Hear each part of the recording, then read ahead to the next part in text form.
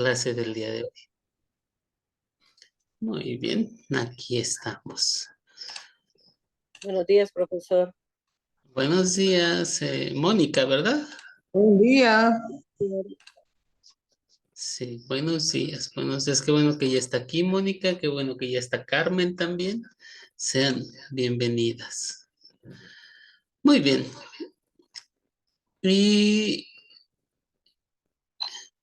tenemos el día de hoy la historia de los jueces. Y la primera pregunta es, a ver, ¿quién me puede decir los nombres de algunos cuantos jueces? A ver, primero Jesús Giovanni. Vamos a ver. ¿Qué nos dice? Dice. Yo por el Primero internet, Jesús. Sí. yo por el internet conseguí que en el libro de los jueces menciona 12 líderes jueces de Israel. Otoniel, Ahot, Sangar, Debona, Gedeón, Tola, Jai, Jefté, Isán, Elón, Agdón y Sansón, pero en la Biblia también dice que Samuel fue uno de los últimos jueces. Sí. También el libro de los jueces contiene un ciclo repetitivo, perdón, de pecado y liberación, que está entre jueces 1 y 5. Sí. Sí, está muy bien. El ciclo lo vamos a ver más adelantito. Ahorita lo vamos a ver más adelantico, ¿verdad? El, el ciclo. Pero ahorita vamos a ver, lo que vamos a ver son los jueces. A ver, Ladis, ¿usted quería decirnos algunos? No, ya lo dijo todo porque incluso hasta Samuel que faltaba. La investigación fue correcta. Yo digo, tal vez me deja Samuel, pero él lo dijo todos. Muy bien, entonces ya están dichos. Ok, muchas gracias. Muy bueno. Hemos leído la historia del último juez, que es Samuel, ¿verdad? El último. Como decía nuestro hermano, este es el ciclo, es un ciclo vicioso que vive el pueblo de Israel. Este ciclo vicioso consiste en que ellos se alejan de Dios y sufren las consecuencias de haberse alejado de Dios. Y una vez que están sufriendo por haberse alejado de Dios, claman a Dios, le piden que los ayude porque están sufriendo mucho. Y Dios, que es bueno, que es misericordioso, escucha la oración del pueblo, ve su sufrimiento, tiene misericordia de ellos y les levanta un juez y el juez los libera. Y luego otra vez se vuelven a portar mal, vuelven a sufrir las consecuencias, vuelven a clamar a Dios, Dios los vuelve a escuchar, les manda un juez y se vuelven a desviar, comenzando con el mismo juez que Dios les levantó, es el primero en desviarse. Y luego todo el pueblo se sigue desviando. Esto nos demuestra que nosotros los seres humanos somos completamente pecadores. La Biblia nos dice que nuestra tendencia siempre es hacia el mal, siempre es hacia las cosas que no están bien, está en nuestra naturaleza. Desde que somos niños, ustedes agarren a un niño y díganle, ¿qué quieres, mijo, comer el día de hoy? Puros dulces, puros chocolates y puras frituras y cosas así. ¿O quieres comer algo nutritivo? ¿Y a qué se va a inclinar el niño? Pues se va a inclinar a lo que a él le parece más atractivo y le gusta más y no, él no va a pensar en su salud. Lo mismo pasa con los adultos. Normalmente tendemos a buscar lo más fácil, lo más sencillo, y a veces eso no es lo mejor para nosotros. Este ciclo nos indica el pecado humano, nuestra situación, triste situación como seres humanos, Cuando llegamos por primera vez a un templo, normalmente no llegamos buscando a Dios, llegamos buscando que nos dé trabajo, que vuelva el ser amado, que a mí me vaya bien, que se solucione mi problema. O sea, es a lo que llega la gente por primera vez a la iglesia. Ya ahí en la iglesia Dios toca su vida, ¿eh? Su palabra es muy maravillosa y toca su corazón y entonces ahora sí ya la gente comienza a ir ya tocada por Dios porque se comienza a generar ese amor de Dios en sus vidas por medio de su palabra y ya van contentos, gustosos porque quieren hacerlo, pero eso porque Dios ya trabajó con su palabra en ellos y se generó ese amor. Pero cuando llegamos por primera vez, estamos inclinados siempre hacia el pecado y vamos a llegar siempre con Dios por conveniencia, que nos vaya bien en la vida, que vuelva el ser amado, que tengamos trabajo, que me compre un auto. Esas van a ser nuestras peticiones casi siempre, ¿verdad? Porque pues, esa es nuestra tendencia. Así que así es como sucedió y este es el ciclo que tenemos aquí con el pueblo de Israel. Consideremos este pasaje. ¿Quién quiere decirme quiénes son los personajes, por favor? Gladys. A ver, Laris.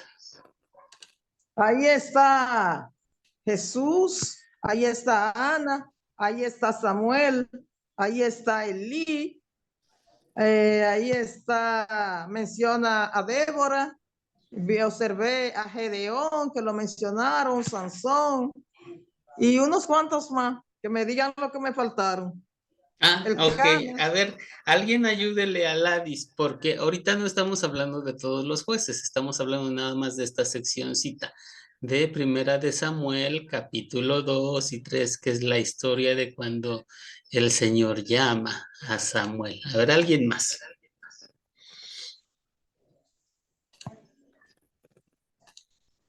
Bueno, cuando él llama a Samuel, sí, él lo llamó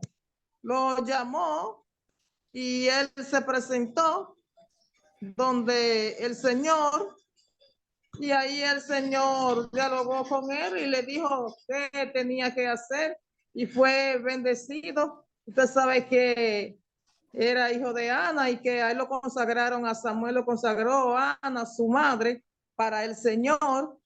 Ella salía primeramente con su esposo a hacer como una peregrinación y después ya dijo que lo iba a dejar cuando ya le diera el seno, que estuviera detestado, pero sí fue bendecido por Dios y por eso Dios lo usó poderosamente y iba a adorar al templo, a las cosas de Dios y estuvo en todo eso, por eso también Dios lo bendijo, porque fue que ella era estéril y ella le hizo un clamor a Dios, también nos deja una enseñanza que debemos clamar a Dios con fe. Dios le bendijo y le dio su hijo y le puso por nombre también Samuel y se lo dedicó a Jehová y también Samuel se dedicó al asunto de Cristo y Cristo también después lo nombró un juez y ahí, hasta ahí lo dejo.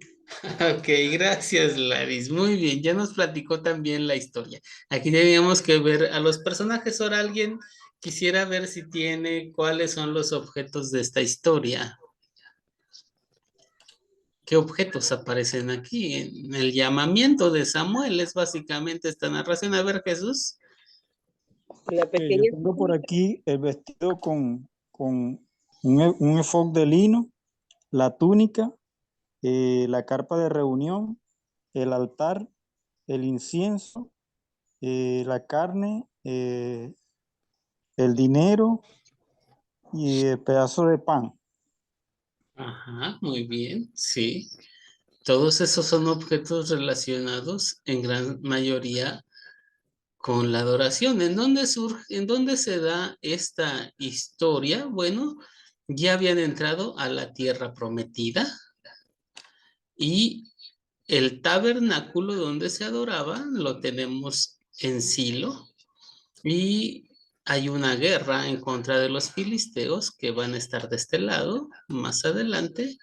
Así que bueno, la historia ya se desarrolla dentro de la tierra prometida, ya el pueblo de Israel ya está ahí adentro, ¿verdad? Entonces ahí se desarrolla la historia ¿Y cuándo ocurre la historia? No sé si tienen ese dato, si alguien contestó. ¿Cuándo? A ver, Jesús. Bueno, yo tengo aquí aproximadamente en el siglo LXX, que me imagino que debe ser 70 antes de Cristo. LXX, LXX sería... Eso lo consulté por internet. Esto es 70, ¿verdad?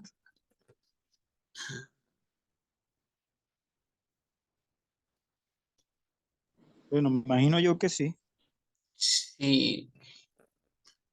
Bueno, estábamos hablando a unos 1300 años antes de Cristo y yo por siglos no me ubico bien, pero Aunque hay un que profesor que utiliza la ley de la mano. La ley de la mano comenzando por Abraham. No sé si usted lo ha escuchado. sí, sí, Y es el Abraham, hermano 2000 Deckner. años antes de Cristo, sí. Sí, es cierto, ese ejercicio que hace el profesor Abraham Deckner es muy bueno, ubicar las fechas con la mano, ¿verdad? Entonces sí, tiene razón nuestro hermano Giovanni. Más o menos nos ubicamos así en la historia.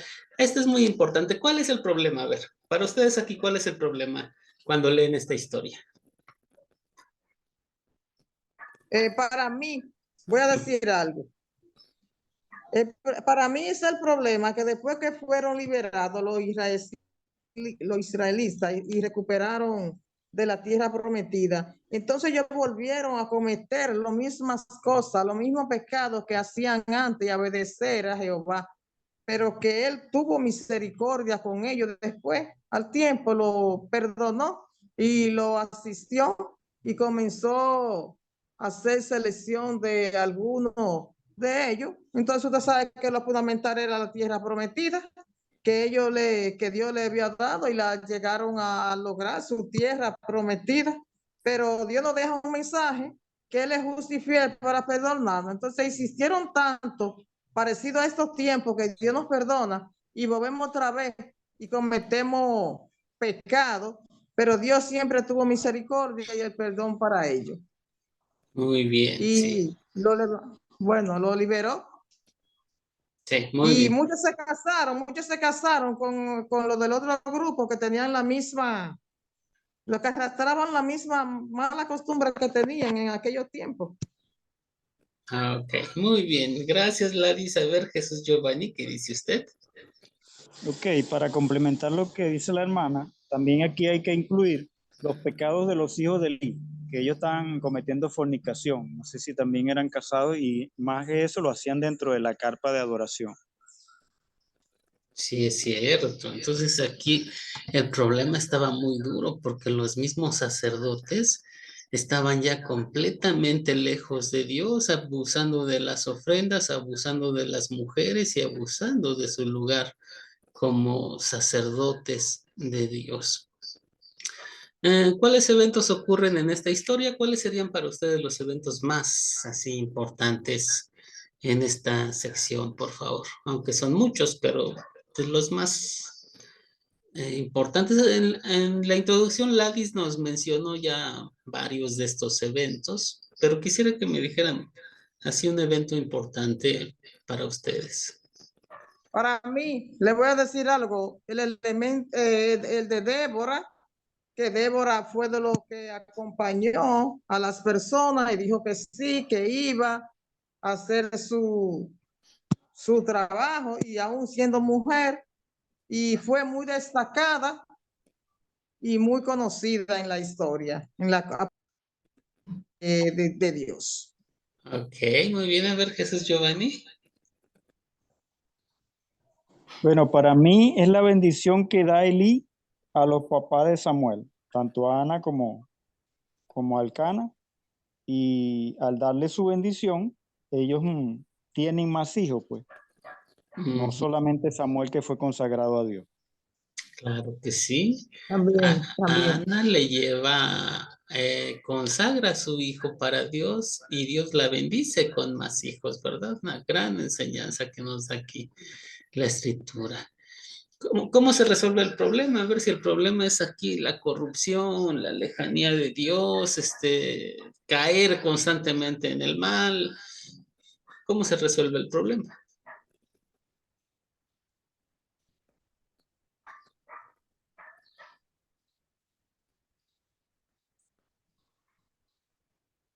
¿Alguien ve cómo se resuelve aquí el problema? ¿Sí se resuelve aquí el problema o no? También a veces sucede que en la narración no está la respuesta del problema.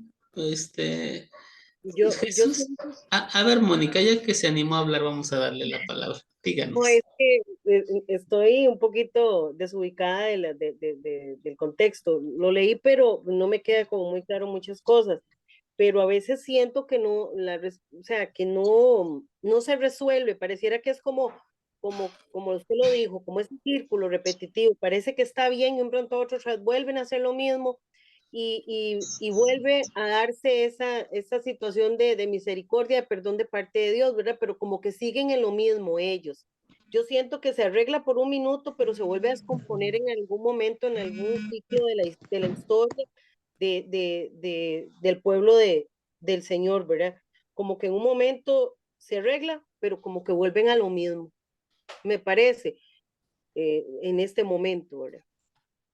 Ok, sí, gracias. A ver, dice el hermano Chonillo, cuando Dios le dice a Samuel lo que va a hacer con Elías, así se resuelve. A ver, Jesús Giovanni, díganos. Ok, para complementar, yo creo que se resuelve también en parte, como dice la hermana, porque Dios mata a los dos hijos de Elí, pero nuevamente viene el problema con los hijos de Samuel. Ujú. Se repite la historia, ¿verdad?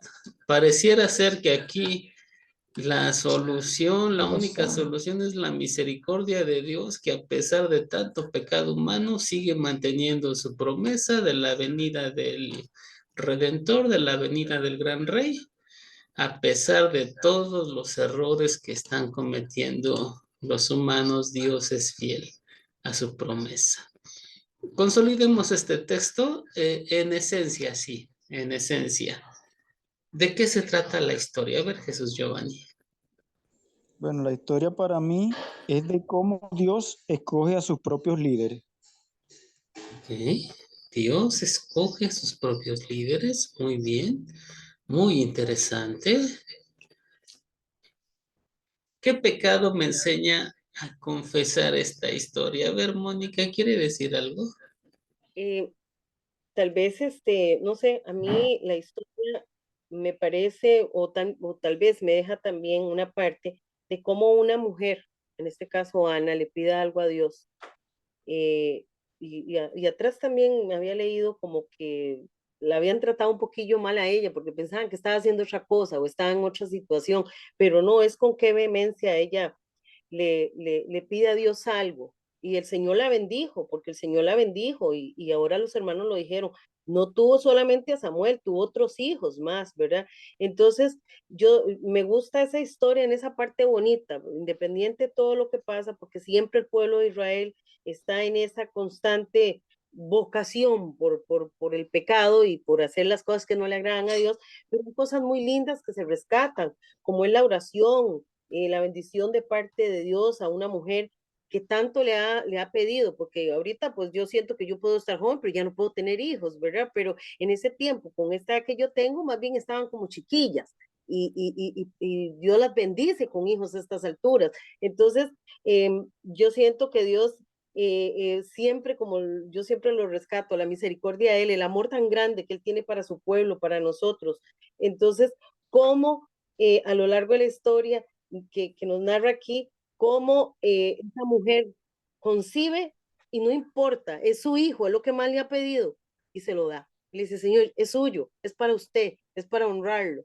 Cómo se desprende de lo que uno tanto ama a un hijo, ¿verdad? Para decirle al Señor, no importa que usted me lo dio, era lo que yo más anhelaba, pero ahí se lo voy a dejar para que le sirva, porque va a ser muy suyo. Y la sigue bendiciendo. Tome, ahí hay otros más. Muy bien. Yo creo que lo que nos acaba de decir Mónica es muy importante porque, miren, a veces nosotros vemos malos ejemplos en las iglesias o a veces nos decepciona mucho la vida y terminamos muy lejos de Dios.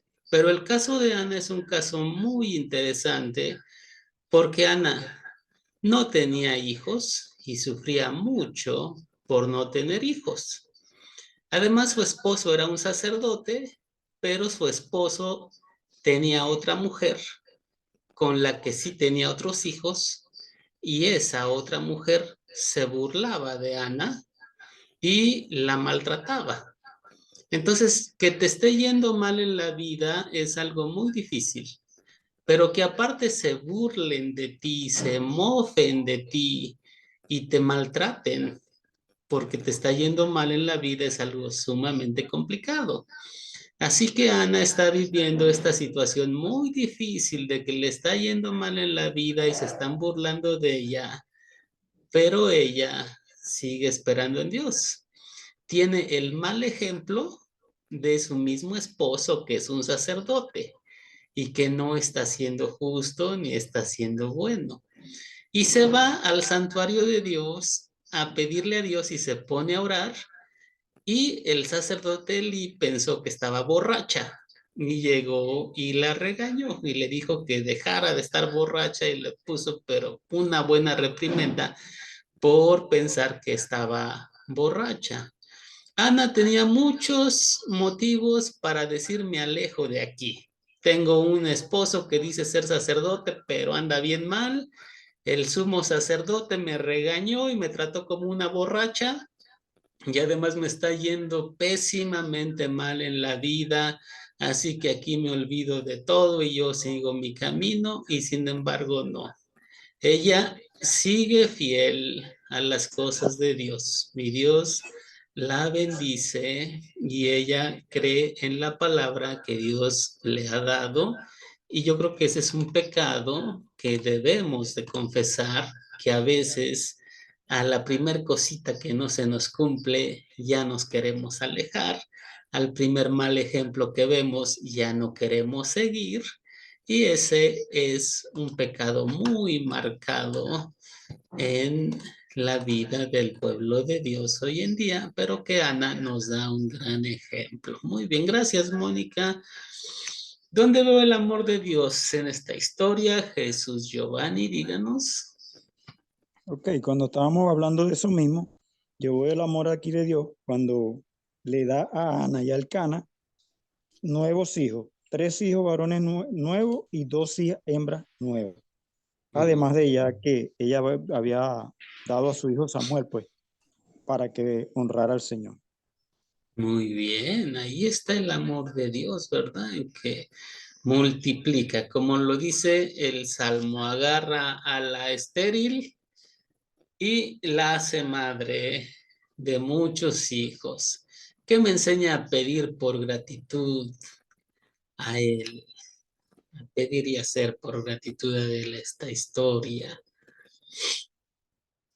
Pues a seguir confiando es una de las cosas, a pesar de lo que veo, de quienes digan ser muy creyentes en mi familia, pero se la pasen dando un pésimo ejemplo. A pesar de que el sacerdote me trató mal en la iglesia, a pesar de que el pastor tuvo su mala interpretación de mí, a pesar de que en las circunstancias de la vida no me esté yendo favorablemente, yo le pido a Dios que me permita siempre creer su palabra, siempre confiar en lo que Él dice. Finalmente, esta es ya la última participación. A ver, díganos, quien quiera o 2 personas, ¿cuándo compartirían esta historia o a quién le compartirían una historia como esta? Bueno, yo puedo decir algo. Ujú. Yo puedo compartírsela a algún hermano, a algún vecino, porque le voy a decir algo. Yo pasé por una situación muy difícil una vez parecida a la de Ana, y yo no me renegué de la palabra de Dios. Yo tenía que cruzar para ir al templo una vez. Por los dos lugares había problemas y había conflicto y dificultad para poder cruzar.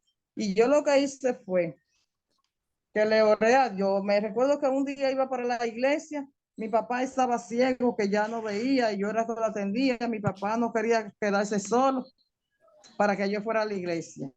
Yo le decía, quédese unos minutos que Dios les recompensa todo eso. Cuando ya me voy, ahí viene un enjambre de abeja y yo la me está cogiendo. Digo yo, bueno, yo voy a matar 2, 3, cojo un baigón y mato 2, 3 abejas, puedo irme. Que no debía haberla matado, pero yo quería irme para mi iglesia. Bueno, entonces ahí mismo me llega una hermana que no iba a ir y digo yo para allá. Yo le dije, ah, ¿por qué déjenme aquí hoy? Que precisamente Dios me la mandó porque ya yo me iba y tengo que ya cumplir. Y me fui para mi iglesia y yo la dejé ahí. Entonces yo siempre seguía orando, mi papá siempre ya me peleaba porque no quería que yo fuera. Y recuerdo que un día en el camino me iba a pasar algo jodón, porque me iba como una persona a, a saltar, ya casi llegando a mi casa. Y yo llevé a un señor mayor que se llamaba Lucas, por cierto. Y yo le decía, Lucas, venga, acompáñenme y después usted viene. Y él me iba a acompañar para ayudarme para que hasta que yo llegara. Yo me reía de él, que yo le digo a usted que ha dado las 7 vueltas. Y cuando dice Lucas es así, y le taca los ojos y lo mira. Y cuando dice Lucas, cuando ese hombre vio la presencia de Dios, fue verdad. Él tenía 2 pantalones, pues uno corto y uno largo. Y se lo quitó. Y como que se atemorizó cuando Lucas se quedó mirándolo con esos ojos así fijos. Y así muchísimas cosas. Pero yo no tiré la toalla y siempre me he mantenido el evangelio, aunque con dificultades. Y luego te calumnian a ti también, porque la gente es así. En vez de darte una motivación para que tú continúes en el evangelio, mejor quiere que tú quizá lo dejes. Pero yo he perseverado y siempre digo que estaré de pie y que se me podrá pasar todo, pero en todas las dificultades, le doy el primer lugar a Dios y seguiré con Dios. Ok, muy bien. Muchas gracias, Larisa. A ver, Mónica, usted concluya el comentario, ya es el último, díganos. No, el profesor, viera que yo lo digo, yo por lo menos, yo lo hago en mi casa. Yo, a pesar de que mis hijos no son personas que profesan mi misma fe, yo trato siempre, como lo hizo mi mamá, de que lo que yo estudio, yo se los cuento a ellos. Y yo se los digo tal cual como lo leo acá y como yo lo percibo y como este, yo siempre les pongo el ejemplo de todas las cosas que hemos pasado nosotros como familia, de las situaciones, y aún así Dios nunca, nunca, nunca, nunca, nunca nos ha dejado.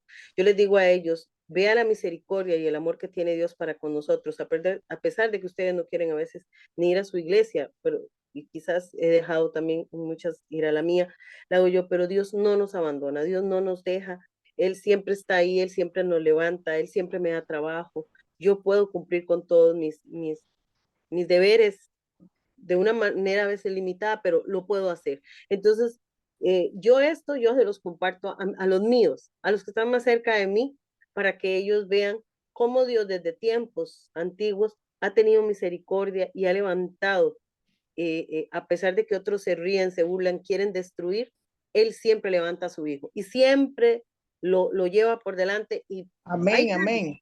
ahí caen, unos a un lado y otros a otro, pero ahí caen, porque nosotros no estamos solos, estamos con un Dios vivo, no está guindando en ningún palo, ni tampoco está metido entre un cajón ni una tumba, está vivo y nos saca adelante todos los días. Entonces, a los míos propiamente, y si Dios me permite comunicárselos a mis clientes, porque por mi profesión tengo que tener mucha gente a veces en mi oficina, con divorcios, con cosas que duelen, con golpes en su corazón, yo se los predico así de una vez le entro. Dios sabe cómo es el asunto y Él pone las palabras.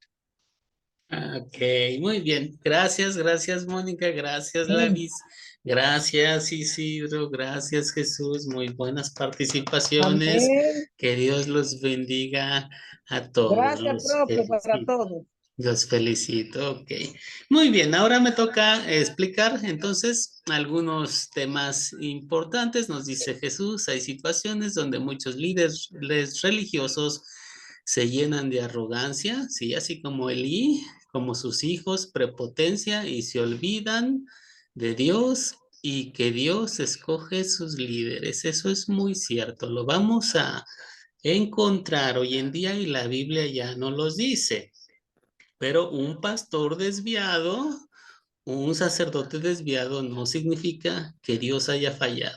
Dios va a seguir haciendo la obra con su gente a pesar de esos líderes llenos de arrogancia. Gracias, Jesús. Muy bien. Que Dios los bendiga a Amén. todos. Gracias, profe. Muy bien. De nada. Aquí seguimos entonces. Israel tenía que echar fuera a todos los pueblos. Tenía que terminar con ellos, pero Israel no cumplió el mandato que Dios le había dado. Dice la Biblia, más al Jebuseo que habitaba en Jerusalén, no lo arrojaron los hijos de Benjamín, y el Jebuseo habitó con los hijos de Benjamín en Jerusalén hasta hoy. Ahí se quedaron los jebuseos y muchos ¿Quiénes, otros. Sí, ¿qué pasó? quiénes eran? ¿Quiénes eran, profe, los jebuseos? Los jebuseos eran, ahí en Jerusalén había una partecita que se llamaba Jebús. Haga de cuenta que era como una colonia, como una Sí. regioncita de Jerusalén. Esa partecita se llamaba Jebús. Y los que vivían ahí, por eso les decían jebuseos, ¿sale? Entonces, tuvieron que quedarse con esa sección de Jerusalén y con unos vecinos cananeos. ¿Sí la dice? Sí, gracias. Muy bien. Y tampoco Manasés arrojó a los de una zona que se llamaba Betseán. Tampoco Efraín arrojó al cananeo que habitaba en un lugar llamado Geser. Tampoco Zabulón arrojó a los que habitaban en Quitrón. Bueno, se quedaron muchos cananeos viviendo con los israelitas y los israelitas en lugar de arrojarlos, comenzaron a emparentar con ellos, como nos lo platicó Ladis hace unos momentos, y comenzaron a combinarse con esa gente y a tener todas las costumbres de esa gente. Y entonces en el tiempo de los jueces todo se descompuso, por esa razón no buscaban a Dios por amor, solo por puro interés, solo cuando ya me está yendo muy mal y ya no hay nada que hacer, ahí sí ya vengo con Dios para que me ayude, pero antes no se acordaban para nada de Dios. Y el mismo libro de jueces nos dice, en aquellos días no había rey en Israel, cada uno hacía lo que bien le parecía. Pues la Biblia dice que hay caminos que al hombre le parecen rectos y le parecen buenos y adecuados, pero su fin es camino de muerte. Aquí no es tanto lo que a mí me parece bien, sino lo que la palabra de Dios me dice. Ella es mi guía, porque yo soy pecador y hay cosas que pues me van a parecer excelentes o muy buenas, pero Dios para eso dejó su palabra, para que sea mi guía. Va a haber caminos que a mí me van a parecer pues muy buenos, pero la palabra de Dios tiene que confirmarme que esos caminos están bien. Los jueces hacían pues lo que bien les parecía, y como veían muchas cosas malas a su alrededor, pues varias de esas cosas les parecían normales. Miren, está comprobado que quienes llegan a vivir en zonas de mucha violencia terminan viendo eso como algo normal. Ya se acostumbran a la violencia, como en la casa donde ellos crecieron. Se decían muchas groserías, muchas palabras obscenas, había golpes, había un montón de cosas así. A ellos eso se les hace pues normal. Y alguien que no ha crecido en ese ambiente, eso se le hace pero muy duro, muy difícil, ¿verdad? Porque la gente se acostumbra. Entonces los jueces cometieron el gran error de combinarse con esos pueblos y terminaron haciendo cosas que no estaban bien delante de Dios. Y lo que nos está enseñando el libro de jueces es que los jueces están muy desviados de Dios. Jefté es un hombre que le hace una promesa a Dios absurda.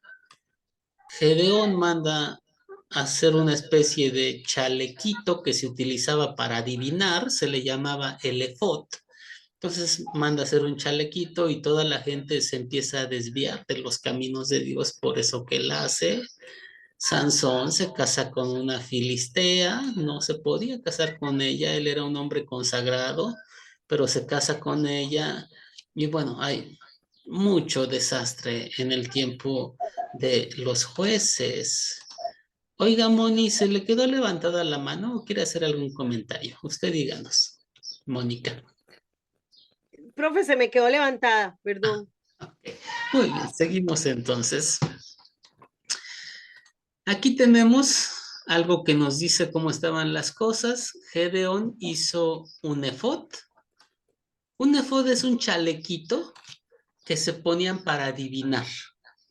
Entonces, Gedeón, fíjense, Dios lo usó para liberar al pueblo de Israel y una vez que él liberó al pueblo de Israel, él fue el primerito en alejarse de Dios. O sea, Dios ponía un líder que liberaba al pueblo y el mismo líder que acababa de liberarlos era el primerito en alejarse. Y todo el pueblo también se alejaba. Gedeón hizo de ellos un efod, el cual hizo guardar en su ciudad, la ciudad se llamaba Ofra, y todo Israel se prostituyó tras de ese efod en aquel lugar, y fue tropezadero a Gedeón y a su casa. O sea, el mismo juez que los liberaba era el primerito en alejarse de las cosas de Dios. Y ya en los tiempos en los que nace Samuel, quien está dirigiendo al pueblo es un sumo sacerdote, fíjense, sumo sacerdote, llamado Elí. Y dice la Biblia, y los hijos de Elí eran impíos y no tenían conocimiento de Jehová. Hagan de cuenta que hoy en día el pastor de la iglesia quiere ser una persona bien mala, que ni lee su Biblia, ni conoce, ni convertido es. Y él quiere ser el pastor de la iglesia. Bueno, las cosas estaban muy, muy mal en este tiempo, como ustedes se dan cuenta. Los hijos de Elí, a ellos les correspondía tomar el lugar de Elí. Entonces, ¿cómo iba a terminar eso? Pues eso iba a terminar muy, pero muy mal. Todo estaba desviado. Y Elí los regañó a sus hijos. Elí era muy viejo y oía todo lo que sus hijos hacían con todo Israel, fíjense, y cómo dormían con las mujeres que velaban a la puerta del tabernáculo de reunión. O sea, había unas mujeres que eran las veladoras, las que tenían que estar cuidando la entrada. Y los hijos de Eli, que eran los sacerdotes, agarraban a esas muchachas y se las llevaban a dormir con ellos. Ahí en el mismo santuario, en el mismo tabernáculo. O sea, las cosas estaban muy, pero muy mal. Y entonces los filisteos atacaron al pueblo de Israel, hicieron la guerra en contra del pueblo de Israel. Y cuando fueron a la guerra, los judíos dijeron, los israelitas dijeron, traigamos a nosotros el arca del pacto. El arca pues era el objeto más sagrado que estaba en el tabernáculo. Representaba la presencia misma y el perdón mismo de Dios. Entonces estos hombres cuando fueron a pelear a la guerra, dijeron, vamos a traer el arca y con el arca vamos a ganar la guerra. Pero ellos andaban muy mal delante de Dios y creían que nada más llevando el arca iban a ganar. Y dicen, traigamos a nosotros de Silo, el lugar en donde estaba el arca del pacto de Jehová, para que viniendo entre nosotros nos salve de la mano de los enemigos. Ellos creían que simplemente llevando el arca, así iban a ganar la guerra. Pero resultó que llevaron el arca y los filisteos ganaron la guerra y les quitaron el arca y se llevaron el arca. Y entonces ahora Israel, el objeto más sagrado, que simbolizaba la presencia y el perdón de Dios, ya ni siquiera lo tenían. Los filisteos les quitaron el arca del pacto y se la llevaron. Entonces todo terminó mal, todo en el tiempo de los jueces, el pueblo andaba mal, los sacerdotes andaban mal, los gobernantes andaban mal, todo estaba de cabeza en los tiempos de los jueces y el arca sagrada de Dios terminó allá con los filisteos. Los filisteos entonces agarraron el arca de el Señor, el arca de Jehová, y la metieron a su santuario. Dijeron, vamos a dedicársela a nuestro Dios. Pero, oh sorpresa, al siguiente día llegaron y encontraron al Dios derribado delante del arca de Jehová. Lo encontraron de rodillas, lo encontraron postrado delante de la poderosa arca del Señor. Y luego de eso ellos comenzaron a estar enfermos, muy, muy enfermos, y se dieron cuenta de que todo eso era porque se habían llevado el arca de Dios. Y dijeron, no, esta arca es muy poderosa y además es muy peligroso que la tengamos aquí, vamos a regresarla. Y entonces la pusieron en unos bueyes, en una carreta, y le pusieron una ofrenda. Fíjense, mejor los filisteos terminaron reconociendo la grandeza de Dios y le dieron una ofrenda y pusieron el arca en una carreta y el arca se regresó directo a donde debía de estar, directito a donde debía de estar. No se fue para otro lado, se fue directo al santuario. ¿Qué quiere decir esto? Pues quiere decir que Dios es Dios, que Él no necesita de nosotros para que lo andemos salvando, ni Él necesita de nosotros para que lo andemos rescatando.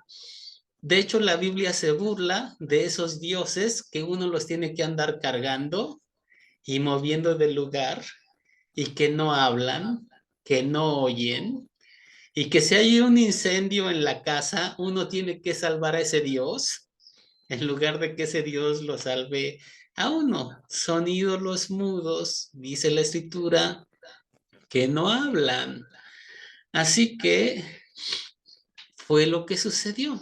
Dios terminó salvándolos. Fíjense que acá en donde vivo, en la Ciudad de México, es una ciudad muy peligrosa, la Ciudad de México. Entonces hay un lugar en donde unos taxistas, unos que manejan remises, no sé cómo les dicen allá, taxistas, transporte.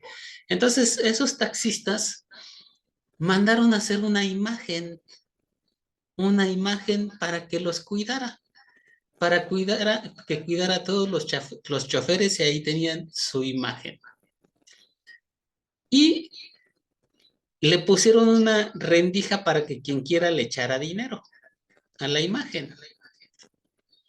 Y sí, la gente pasaba y ellos mismos le echaban dinero. Pero en la noche los delincuentes llegaban y rompían y se llevaban el dinero. Y ahí iban los taxistas a reparar todo y a pedir que le echaran dinero a su ídolo, a su estatua que habían levantado, y volvía a juntarse un poco de dinero y llegaban los delincuentes y volvían a romper y se llevaban el dinero. Y así se la pasaron durante mucho tiempo. Entonces le pusieron ahí un cartel. Era San Juditas Tadeo al que habían puesto. Y le pusieron un cartel colgando a San Juditas Tadeo que decía, por favor, ya deja de robarme. Por favor, ya no me robes, decía ese cartel que le pusieron a San Juditas Tadeo. Ay, Dios. La Biblia dice que los ídolos son mudos, no nos pueden ayudar, no pueden hacer nada por nosotros.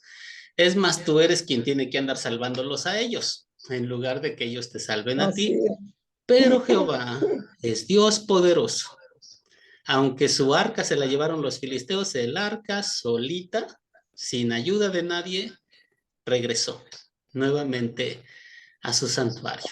Y así Dios demostraba su poder. Él no depende de que nosotros le reconozcamos. Él es Dios. Si yo lo creo, Él es Dios, y si no lo creo, Él Amén. sigue siendo Amén. Dios. ¿Sí? Así que no nos preocupemos. A veces hay gente que luego hasta nos amenaza y nos dice, no, yo ya no voy a ir al templo. A ver qué hacen. Pues, ¿qué vamos a hacer? Pues que Dios va a seguir siendo Dios y Dios va a seguir haciendo su obra. Así que eso es maravilloso, saber que Dios siempre es Dios. Dios me mandó entonces a hacer un tabernáculo. Aquí tenemos el dibujo del tabernáculo. Le mandó a Moisés a hacer esto para que veamos cómo llegó el arca. Pues el arca llegó solita.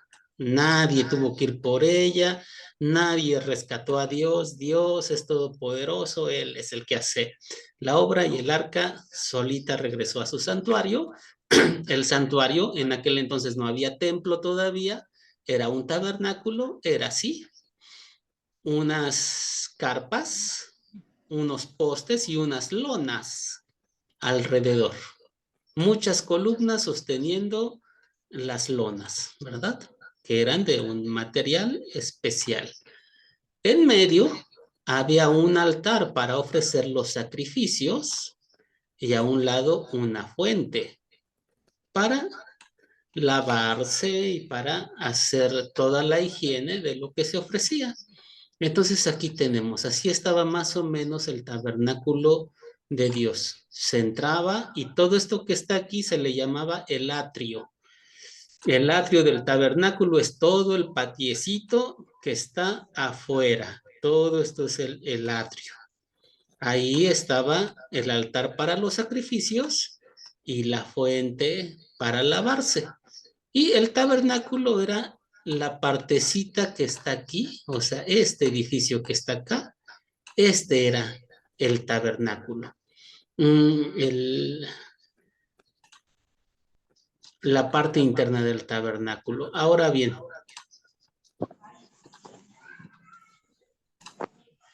ya en la parte interna estaba dividida de dos partes.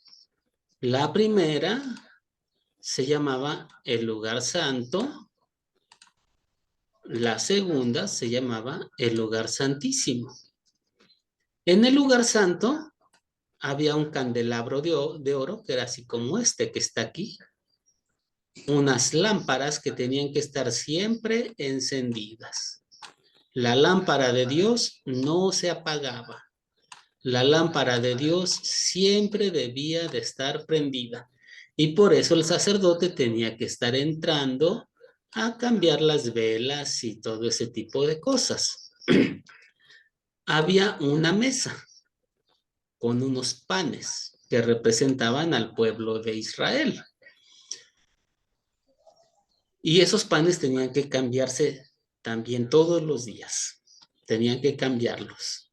Y había un altar que se llamaba el altar del incienso, que estaba de este lado. Entonces tenemos la lámpara, el candelabro de oro, la mesa de los panes y el altar de incienso. Y en la parte más sagrada de todas, estaba el arca del pacto, que fue la que se habían llevado cuando fue la guerra. Fíjense desde dónde la sacaron, hasta dónde se fueron a meter. Al lugar santísimo solo se podía entrar una vez al año, nada más. Y el arca no se podía sacar de ahí, tenía que estar en el lugar santísimo. Pero fíjense cómo estos hombres, en su ignorancia, en su falta de conocimiento, en no conocer la escritura, a pesar de que eran sacerdotes, miren lo que hicieron. Tomaron el arca del pacto de Dios de un lugar de donde no debía de salir y se la llevaron para que los acompañara en la guerra. Pero el arca regresó solita. En los tiempos del rey Salomón, el tabernáculo dejó de existir y en su lugar se construyó el templo de Jerusalén. Lo mismo que había en el tabernáculo va a estar ahora en el templo de Jerusalén. Eso mismo que vimos, el lugar santo, el lugar santísimo, la mesa de los panes de la preposición, el altar, el arca del pacto, todo eso va a estar dentro del templo. Y en la parte de afuera vamos a tener los sacrificios. Igual, más o menos lo mismo que en los tiempos del tabernáculo, pero ahora con un templo. Entonces ya el arca va a habitar dentro del templo, afuera van a ser los sacrificios y va a haber varias fuentes para todo el agua que se va a necesitar para que se laven los sacerdotes y todo lo necesario para los sacrificios. ¿Qué se ofrecía ahí? El día de la expiación. En el día de la expiación, el sumo sacerdote entraba al lugar santísimo y echaba un poquito de sangre sobre el arca del pacto. Se hacían lavamientos para la purificación, se hacían sacrificios por el pecado. Todo esto se hacía ahí en el tabernáculo. Y precisamente todo esto se hace ahí en el sacrificio, ahí en el tabernáculo, perdón, los sacrificios, los lavamientos y todas esas cosas. El tabernáculo es importante y lo que se hacía ahí, porque la epístola a los hebreos nos va a decir que todo eso apuntaba hacia Jesucristo. El día de la expiación, cuando el sumo sacerdote entraba al santuario, señalaba a que iba a haber un día de la expiación para todo el mundo.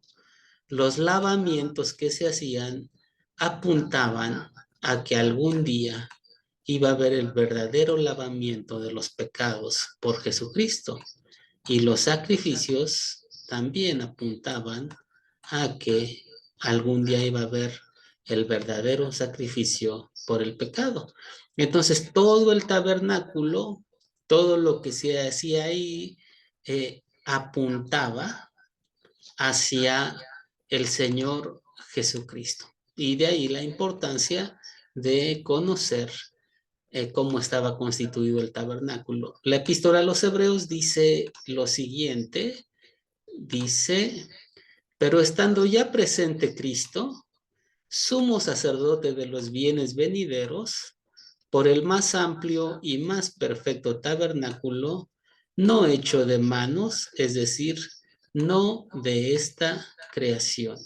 El Señor Jesucristo entonces representaba o venía con un tabernáculo no hecho por manos de hombres, sino el verdadero tabernáculo. Y por eso Jesús es el sacrificio y Jesús ofrece todo y hace todo lo que se tenía que hacer dentro de el tabernáculo. Y por eso es importante el tabernáculo.